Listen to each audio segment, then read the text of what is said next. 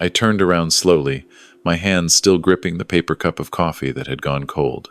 The community center buzzed with the usual Thursday afternoon crowd, seniors playing cards, a yoga class wrapping up in the corner. But Patricia Chen, the manager from TD Bank on Bloor Street, stood there with an expression I'd seen before on clients' faces when the markets crashed in 2008. "David, we need to talk privately," she said, her voice barely above a whisper. "It's urgent."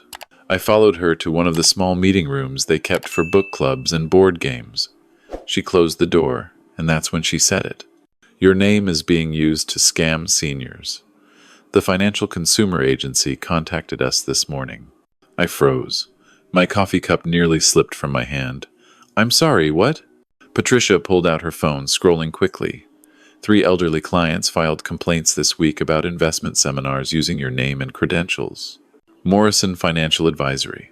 They said you personally recommended a cryptocurrency fund. David, you've been retired for 4 years. The words hung in the air like smoke. I couldn't quite breathe through. Morrison Financial Advisory. I'd closed that practice when my wife Elizabeth died, couldn't bear going into the office without her running the administrative side. We'd built that business together over 32 years. "That's impossible," I said, but even as the words left my mouth, something cold settled in my chest. I haven't used those credentials since 2020. The business license expired. "Someone renewed it," Patricia said. 6 months ago. And they've been hosting exclusive retirement planning seminars across the GTA. High-pressure sales tactics for something called the Northern Star Crypto Fund. Minimum investment, $50,000. $50,000. I thought of my own clients, the teachers and nurses and small business owners I'd helped build their retirement savings. The trust it had taken decades to earn. Who would do this? But even as I asked, my mind was already racing through possibilities, each one more uncomfortable than the last. Patricia hesitated. The business renewal application lists 2 principles, your name and. She turned her phone toward me. Christina Morrison, my daughter-in-law. I stared at the screen. There was Christina's signature, right next to where someone had forged mine. The application was dated March 15th. 6 months ago, right around when she'd suggested I move in with her and my son James. "For your own good, Dad," James had said.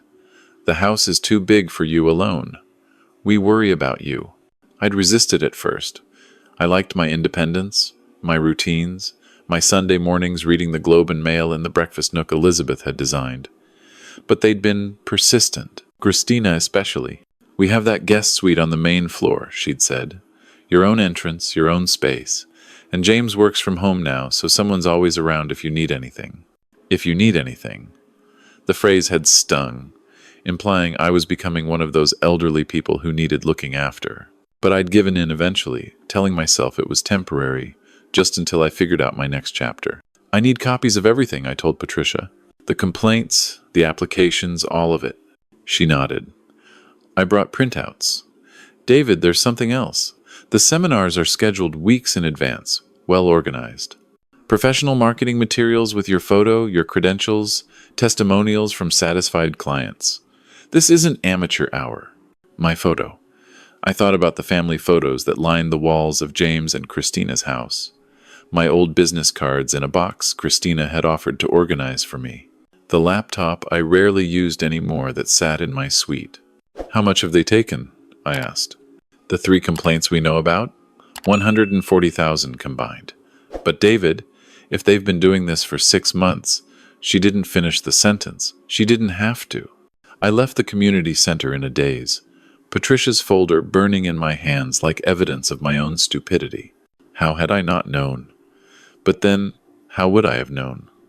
Christina handled the mail now, said it was easier since everything came to one address. She'd offered to manage my banking too, take that stress off your plate, but I'd declined. Thank God I'd declined. The house was quiet when I let myself in through the side entrance to my suite. James would be in his home office, Christina probably at her spin class or meeting friends for lunch. I had time to think. I sat at my small desk and opened Patricia's folder.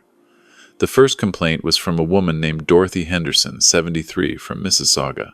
She'd attended a seminar at a Holiday Inn conference room in April.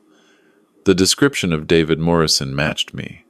Late 60s, tall, gray hair, distinguished looking, professional and knowledgeable about financial markets, she'd written.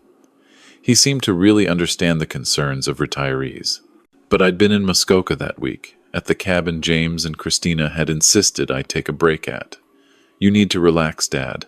Get away from the city. I'd gone because they'd seemed so concerned about me, about my mental health after Elizabeth. The second complaint was from Arthur Chen, 71, North York. His seminar had been in May. I checked my calendar. That was the week of the family emergency that had Christina in tears, needing James to drive her to Kingston to see her supposedly ill mother. I'd stayed home to watch their dog. A pattern was forming, and I didn't like where it pointed. The third complaint was the most damaging. Margaret Wu, 68, Scarborough. She'd not only attended the seminar but had met David Morrison for a private consultation afterward. She'd invested $75,000, her entire retirement savings from 30 years as a dental hygienist. The consultation had been at a coffee shop in Scarborough Town Center. She'd even taken a photo, blurry but clear enough. The man in the photo wasn't me. He was tall, gray-haired, late 60s, wearing glasses I'd never owned and a suit I'd never bought. Professional-looking, distinguished. Generic enough to match a description, but specific enough to be convincing. An actor. They'd hired an actor to play me. I heard the front door open. Christina's voice, bright and cheerful. "I'm home. James, honey, did you remember to pick up that prescription for your dad?" My prescription. For blood pressure medication I'd been taking for years. Except lately, Christina had been the one picking it up, managing my medications, organizing my pill case. "It's easier," she'd said. "I'm at the pharmacy anyway." How many times had I felt unusually foggy lately? Attributed it to age. How many times had Christina suggested I'd forgotten conversations we'd had, appointments I'd missed, calls I'd supposedly made?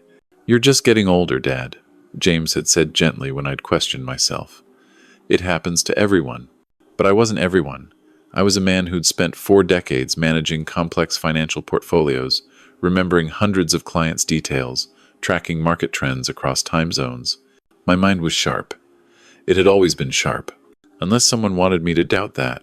I heard footsteps approaching my suite.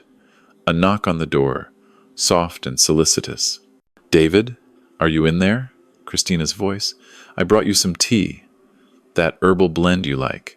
The herbal blend she'd introduced me to 3 months ago, that I'd never particularly enjoyed but drank to be polite. "Just a minute," I called out, shoving the folder into my desk drawer. When I opened the door, Christina stood there with a tray, her smile warm and concerned. "You look tired," she said, setting the tray on my coffee table. "Did you enjoy the community center?" "It was fine," I said carefully. "Ran into some old acquaintances." "That's wonderful," she said. "You know, I was thinking we should probably update your contact information with the center. I noticed some of your old business contacts have been trying to reach you, and I wouldn't want you to feel obligated to deal with work matters. You're retired. You should be relaxing. Work contacts trying to reach me. How convenient." "What contacts?" I asked. She waved a hand dismissively. "Oh, just some calls to the house line. I handled them.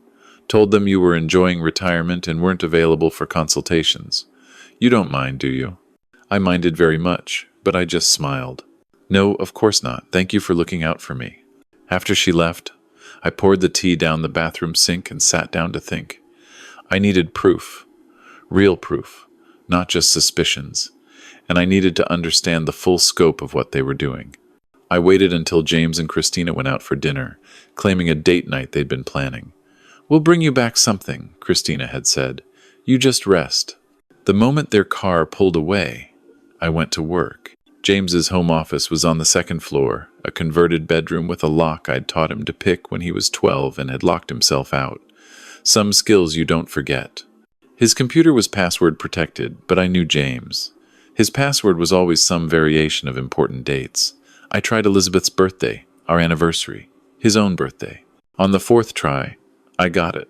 Christina J. 2018, the year they'd married. His email was a goldmine. A separate account I'd never known about, northernstarfinancial@gmail.com. Hundreds of emails, seminar registrations, follow-up consultations, payment confirmations through untraceable cryptocurrency wallets.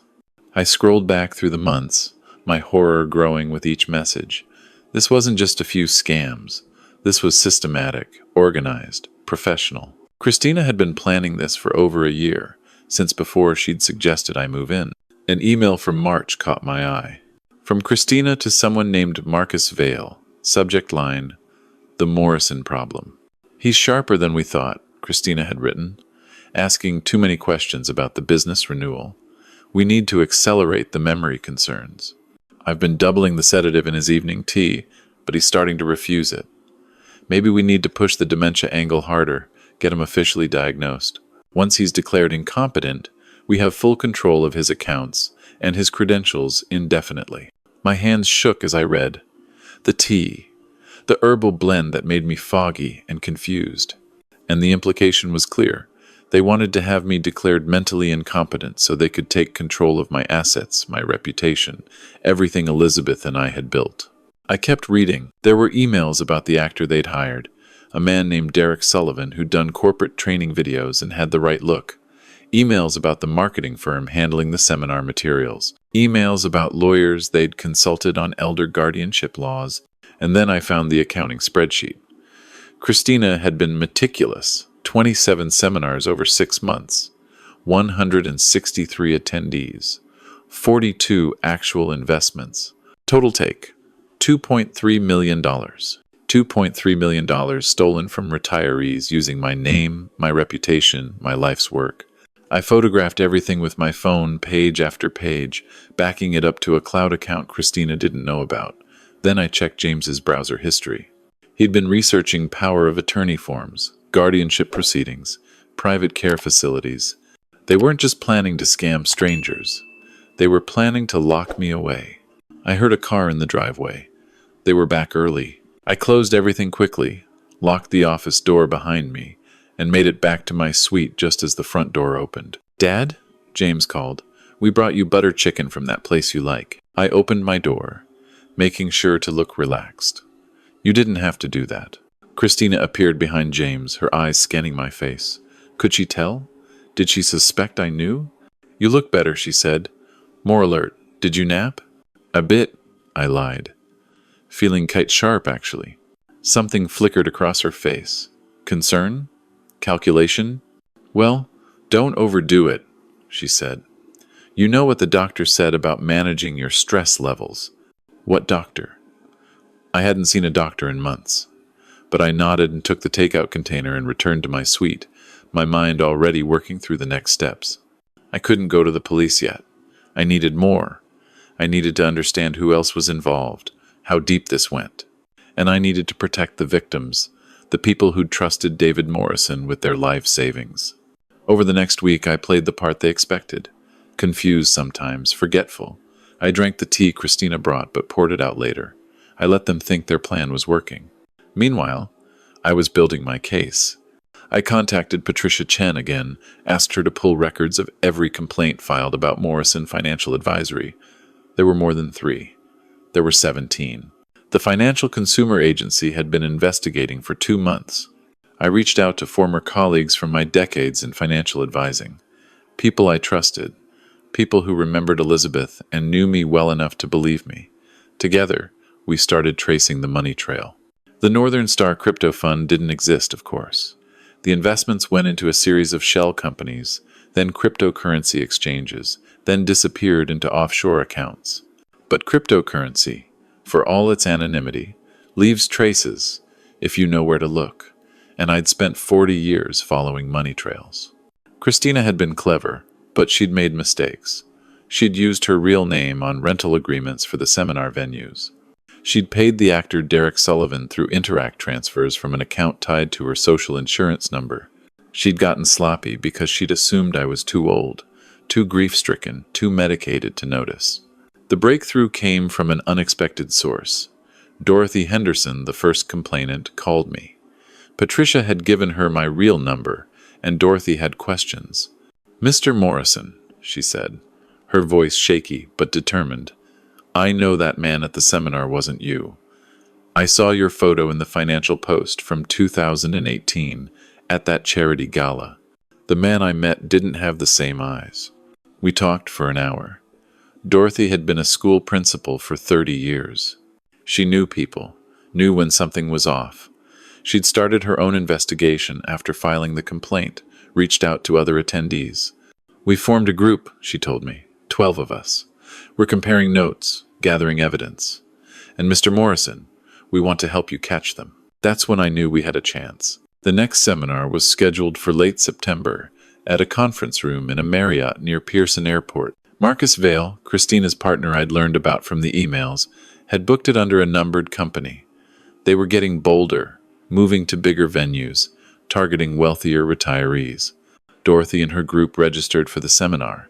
So did 3 undercover investigators from the RCMP's Financial Crimes Unit, contacts I'd cultivated through Patricia's connections at the bank. And so did I. I disguised myself, not much, just enough. Different glasses, a subtle change to my usual style. I wanted to see Derek Sullivan in action, wanted to see him wearing my reputation like a costume. The seminar was professional, I had to admit. Slick presentation, testimonials from satisfied clients played on a screen, charts showing impossible returns. Derek worked the room like a seasoned pro, and I understood why people believed him. He'd studied me, copied my mannerisms, my speech patterns. He was good, but he wasn't me. When he opened the floor for questions, Dorothy stood up. "Mr. Morrison," she said clearly, "could you tell us about your wife, Elizabeth, and how she influenced your investment philosophy?" Derek hesitated just for a second. "My late wife was a remarkable woman," he said smoothly. "She taught me the importance of careful planning and conservative strategies. Elizabeth hadn't been conservative. She'd been adventurous, pushed me to take calculated risks, believed in emerging markets when everyone else was skeptical. Anyone who'd known us would have known that." Dorothy sat down with a slight nod in my direction. The trap was set. After the seminar, Derek offered private consultations. I signed up as Robert Chen, Dorothy's invented cousin from Markham. When I sat across from him in the hotel's coffee shop, he didn't recognize me behind my different glasses and more casual attire. "Robert," he said, shaking my hand with practiced warmth, "it's a pleasure. Dorothy speaks highly of you." I recorded everything on my phone, tucked in my jacket pocket. Every lie, every false promise, every manipulation tactic, designed to pressure a senior citizen into making a catastrophic financial decision. When he asked me to sign preliminary investment documents, I pulled out my wallet. But instead of identification, I laid down a business card. My old business card. David Morrison, CFP. Morrison Financial Advisory. Derek's face went white. He looked from the card to me. Recognition finally dawning. "You might not recognize me without my usual glasses," I said calmly, "but I think we both know who I am." He stood abruptly, knocking over his coffee. "I don't know what you're talking about." "Sit down, Mr. Sullivan," I said. "Or should I call you Derek? The RCMP is very interested in meeting you. They're right outside, actually, waiting for my signal." Saturday. "Here's what's going to happen," I continued. "You're going to tell the officers everything. Who hired you, how long you've been doing this, where the money went. And, in exchange, the Crown might consider your cooperation when determining your sentence." "Christina promised this was legal," he said, his voice breaking. "She said you'd agreed to license your name for marketing, that this was all legitimate." "Did she now?" I said. "And you didn't think to verify that with me directly? Or wonder why a retired financial advisor would suddenly be running high-pressure crypto scams?" He had no answer to that. The arrests happened quickly after that. Derek Sullivan cooperated fully, gave detailed testimony. Marcus Vale, Christina's business partner, was arrested at his condo in Liberty Village. The RCMP seized computers, documents, bank records. Christina and James were arrested at the house, mid-morning on a Tuesday. I wasn't there. I couldn't watch my son led away in handcuffs, couldn't face the reality of what he'd known, what he'd allowed to happen. Because the emails made it clear, James had known, not everything maybe, but enough. He'd known Christina was using my name. He'd known about the seminars. He'd helped with the plan to have me declared incompetent. He'd chosen her over me, chosen money over his father. That betrayal cut deeper than anything Christina had done. The investigation uncovered $2.8 million in total fraud, more than my initial estimate. 37 victims. 37 retirees who'd trusted my name, my reputation, the career Elizabeth and I had built together.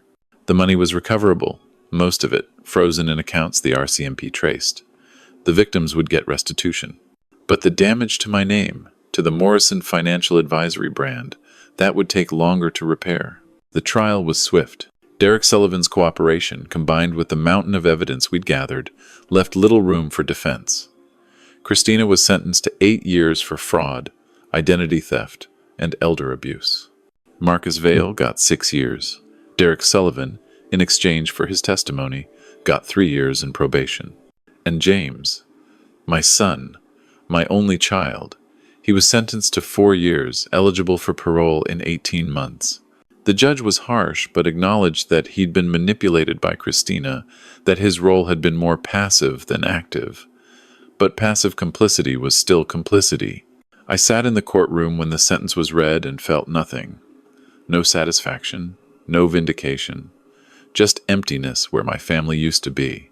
Afterward, Dorothy Henderson found me in the courthouse hallway. She was there with 8 others from the victims group, all present to see justice served. "Mr. Morrison," she said, taking my hand, "what you did, exposing them, helping us get our money back, that took courage." "I should have caught on sooner," I said. "I should have protected you all." "You couldn't have known," she said firmly. "They were professionals. But you fought back when you did know, and that matters. That's who you really are." The Globe and Mail ran the story. Financial advisor exposes daughter-in-law's fraud scheme. CBC interviewed me. The response was overwhelming. Former clients reaching out, colleagues offering support, strangers thanking me for standing up for elderly victims. But none of it brought Elizabeth back. None of it gave me back my son. I moved out of James and Christina's house that same week the arrests happened. Found a condo in the annex, close to the university and the kinds of coffee shops and bookstores Elizabeth had loved. I'm rebuilding my life at 68, starting over in ways I never imagined I'd have to. Dorothy and her victims group, we meet monthly now. We've started a foundation, warning other seniors about financial fraud, teaching them the red flags, the manipulation tactics. We call it the Elizabeth Morrison Financial Literacy Program, in memory of the woman who taught me everything about trust and partnership. James writes to me from prison. I don't write back, not yet. Maybe someday. Maybe when I can separate the son I raised from the man who chose to betray me. Christina doesn't write. I wouldn't read her letters anyway. The thing is, I don't regret exposing them, but I do regret not seeing it sooner, not recognizing that the herbal tea was making me foggy, that the memory concerns were manufactured, that my son had stopped seeing me as his father and started seeing me as an asset to exploit. Patricia Chen, the bank manager who warned me that day at the community center, she visits sometimes. We have coffee, talk about market trends and grandchildren and the ways life surprises us. She saved me, in a way, by trusting her instincts and speaking up. You could have just flagged it internally, I told her once. Let the bank's fraud department handle it. And let them drag you through months of investigation while your name was destroyed, she said. You were my client for 12 years, David. I knew you'd want to fight. She was right. Fighting was all I had left. The house Elizabeth and I built, the one I'd left to move in with James and Christina, I sold it last month. Couldn't bear going back. Couldn't face the memories of what our family used to be. The new owners are a young couple with a baby, excited about the breakfast nook and the garden Elizabeth designed. I hope they're happy there. I'm teaching now, part-time at the university, a course on financial ethics and consumer protection. My students are mostly young, idealistic, shocked when I tell them about my daughter-in-law's scheme. But they listen, they learn. And maybe some of them will go into the world determined to do better, to be better. That's what Elizabeth would have wanted, I think. Not revenge, though I got that. Not bitterness, though I feel plenty of that. But education, prevention, making sure the next generation understands that trust is precious and betrayal has consequences. I still think about that moment in the community center when Patricia said those words, Your name is being used to scam seniors.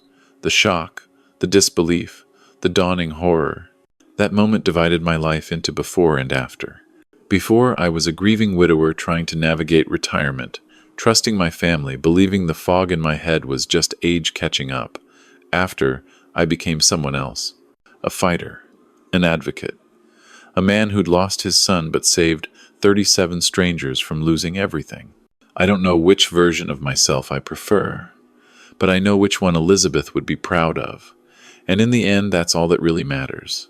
She always said I was at my best when I was protecting people, standing up for what was right, using my knowledge for good. So that's what I do now, every day. One victim at a time, one student at a time, one conversation at a time. It doesn't erase what Christina and James did, but it honors what Elizabeth and I built together, those 32 years of partnership and trust. And sometimes, late at night in my annex condo, I pour myself a whiskey and toast to Patricia Chen, the bank manager who saw something wrong and spoke up, to Dorothy Henderson, and the other victims who became allies, to the RCMP investigators who took an old man's complaint seriously, to everyone who helped me prove that age doesn't mean vulnerability, that retirement doesn't mean irrelevance, that betrayal doesn't have to mean defeat. The tea Christina gave me, that herbal blend meant to keep me confused and compliant. I keep one of the bags as a reminder. Never again. Never will I doubt my own mind, my own instincts, my own worth. Never will I assume family means safety or love means loyalty. It's a harsh lesson to learn at 68, but it's one I won't forget. And neither, I hope, will the people I teach now, the seniors I warn, the children and grandchildren who hear this story and think twice about who they trust. Because in the end, that's all we have, trust, and the courage to fight back when it's broken.